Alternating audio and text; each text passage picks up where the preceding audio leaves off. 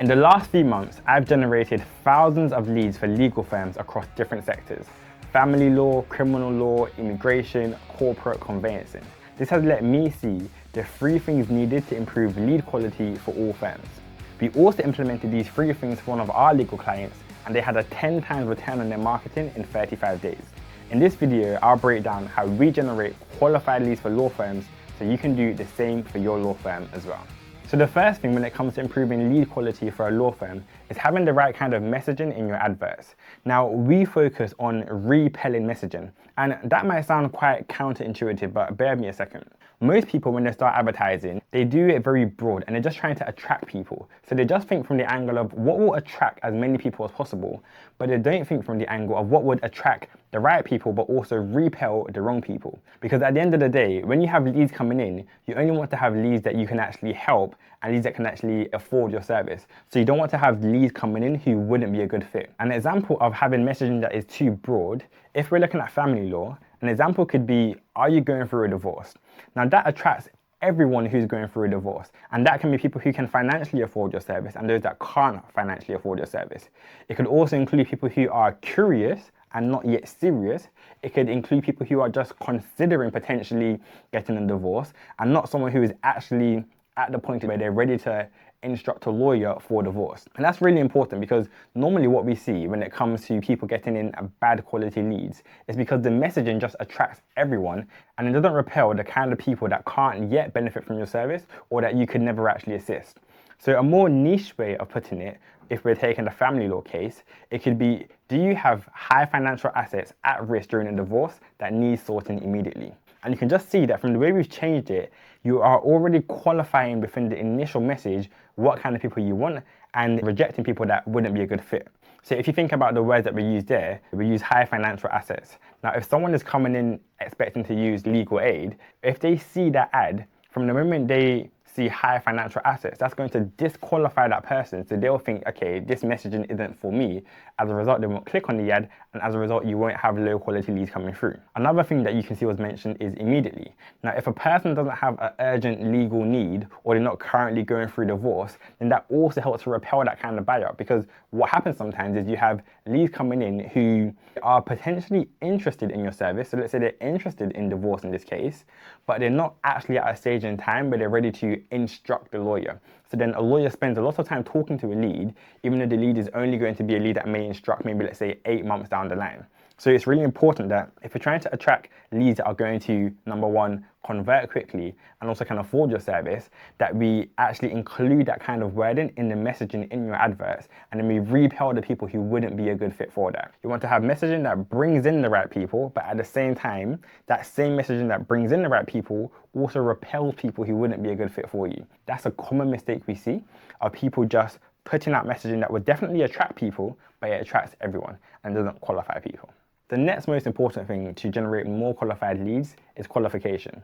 So we have messaging on the front end, but inevitably, sometimes people will still click on the ad even if we try to repel them through the messaging. So the next stage is the qualification.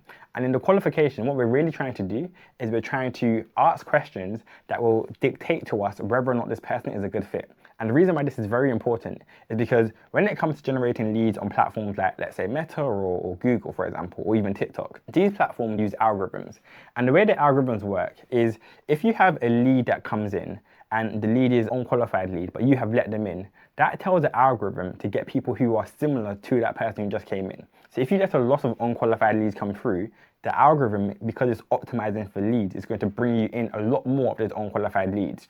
So we need to have this qualification in place to make sure that we can sift out the qualified from the unqualified leads, and that we only feed back the data to the algorithm, providing it with the qualified leads, and that's how you can improve your lead quality in general. Now, the mistake that most people make is when they first start advertising, they just let everyone through. And that, of course, tells the algorithm to just bring more of those people. And if you just think about it from a logistical standpoint as well, we We've probably all heard stats about how maybe 3% of your market is only ready to buy at a particular point in time. Or even if you just look at, let's say, the public, there's always going to be a disparity between how many people can afford your service and how many people can't afford your service. Let's say there are 1,000 people who are going through a situation and they need a lawyer. 100 of those people will be a lot more wealthier than the bottom 900.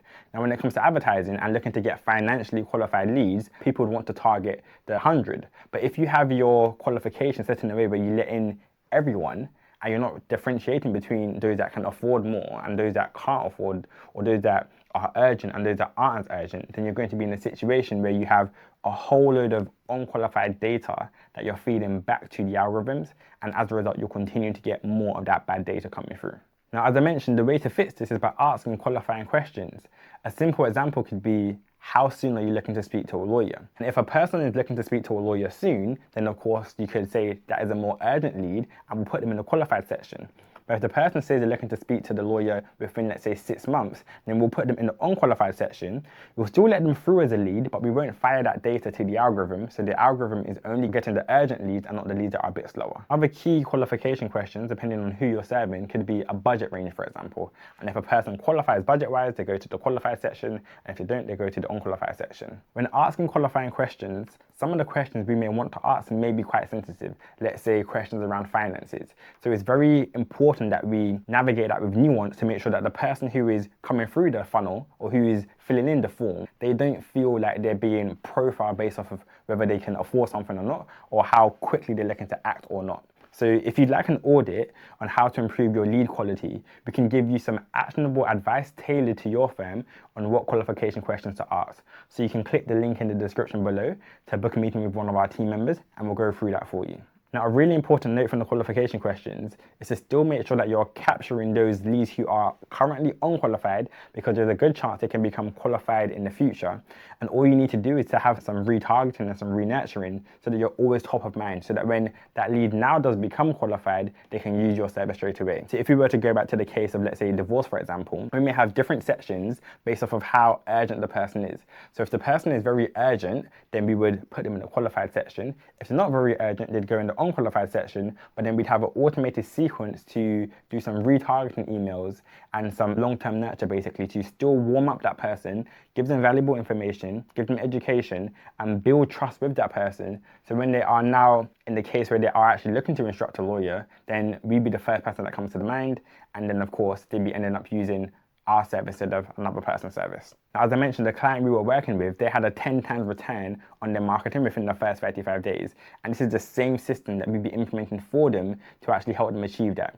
So on the front end, they have all the qualification to make sure they're getting in qualified leads. But now that they've had those qualified leads and they've spoken to them, the leads that aren't qualified, we're currently in the process of creating these retargeting videos and email sequences to warm up those people. So when they are ready to actually go ahead, then they will see this firm as the only firm they should go with versus all the other firms. Final thing to improve lead quality is having a faster feedback loop. What usually happens in most firms is you have two departments. You have marketing and you have sales. Now, marketing is either the firm doing it themselves or they've had an agency to do it.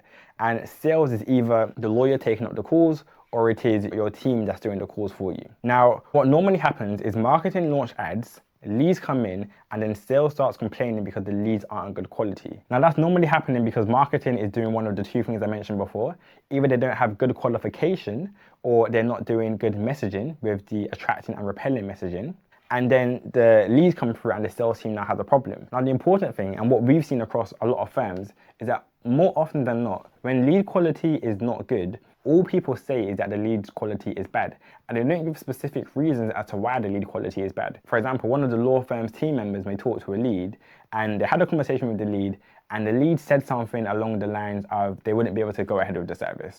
And then the salesperson just said, okay, that is an unqualified lead, the lead is bad. But they didn't take the time to really delve in to understand why that lead was unqualified in the first place. And this then presents a problem because marketing is hearing that the leads are bad, but they don't have any actual data that they can use to change their messaging or their questioning to actually get better leads coming through. This means that whoever's talking to the leads has to clearly understand why the lead is unqualified, give that information back to the marketing team so the marketing team can use that in their ads, in their messaging, and their qualification questions to make sure that the leads that are coming through are actually sales qualified. Now, the way that we get around this for all of our clients is we actually record the sales calls of the leads that come through. And because we've recorded all these sales calls, we can actually hear the conversations that are happening. So if a lead is actually unqualified, we can hear why this lead is unqualified. And as a result of hearing that, we can then change our qualification questions or our messaging to suit. Now, we use this same approach for the client that had a 10 times return on their marketing, and that helped us consistently change and adapt our ads to be able to get them as many qualified leads as possible. Because every time a lead came through, since the call was recorded, we would know, okay, this particular lead that came from this particular ad, they weren't a qualified lead based off of the conversation that was had. Why was this person not qualified? It was because of XYZ. Let's now change XYZ in the marketing. This can be quite complicated, but a very simplified version of this would be, let's say leads are coming through for your law firm and you don't do legal aid work, you only do private paying work. But the leads that are coming through are all asking for legal aid. This therefore means that in your messaging and in your qualification, you need to start asking questions around financial capability and having messaging that is attracting people that would be financially capable and people that could afford your services. And that way, when the leads are now coming through, you wouldn't have the issue of people wanting legal aid. And that's how marketing and sales can work together to make sure that you're getting qualified leads. Now, I can't stress enough the importance of having that fast feedback loop, because what happens with most firms and most agencies is that leads come through, and because they have their next meeting scheduled for 2 weeks or 3 weeks out, then you have this huge time gap between when leads have come through and when sales have actually spoken to the leads. So that's why we record the sales call, because it means that we can get feedback straight away. Every time a lead comes in, that feedback comes in straight away with that lead, and it lets you change things on the front end. And a friend of mine always says that you can't improve what you don't measure, which is why it's so important to record these sales calls. And I've spoken to many firms, and most firms don't actually record the calls that they have with their leads. And as a result, they don't actually know the issue and they can't see it from a big picture perspective, see what the issue actually is with their leads. If you found this video helpful and you want to see how we help law firms actually sell better, you can click this video over here and give that one a watch. Alternatively, if you're looking for more support on how to actually grow your law firm, you can click the link in the description below to book an audit with one of our team members, and we'll walk you through what problems you're currently facing with your lead generation and how to improve the quality of your leads so you start getting more instructions for your firm on a consistent basis.